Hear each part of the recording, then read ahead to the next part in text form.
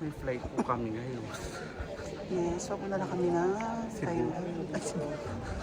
Tubinok na sa Cebu. Pupunta po kami na Thailand.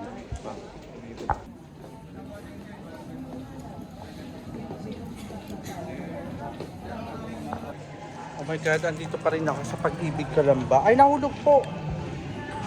Nahulog yung pera ninyo, sayang pa rin po yan. May nakapag-claim daw po sa inyo? Meron daw eh. Ah, okay. Sabi ko Sa Kalamba. Okay, taga dito po kayo talaga sa Kalamba. Kasi taga Maynila ako eh. Ah, okay. Ay, okay. Ayun. Narinig ko lang po kasi. Ang tagal din ng ano nila dyan, no? Eh, yun ang problema sa mga eh. Kaya, claim ako, kini-question na. Eh, ba't yung nag-claim, hindi nila kini-question. Oo, hindi ko na-question. Hi po kayo, sir. Nagpa-vlog kasi ako, vlogger ako. Taga? Vlogger po. Vlogger ka ba? May nakapag-claim po sa inyo.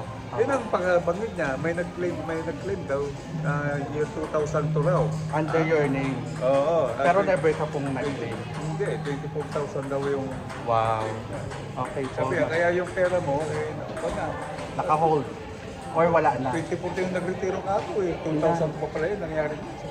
Okay, salamat po. Okay mga chikilak sa beshi ko at sa mga beshi kong expired.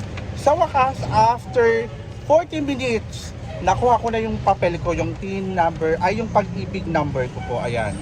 Sabi nila 5 to 10 minutes daw, pero sad to say, 40 minutes naghihintay ako at hindi pa ako nagyaw-yaw-tiw-tiw at kinukulit sila, hindi pa maibibigay. Ganyan po kabagal dito sa Philippines talaga. Ewan ko, kaya wala tayong pag-unlad. Angat-angat Pinoy, ayan. Palitan na kayo kung mga tatamad-tamad kayo dyan, ayun. Ayun, maraming salamat po.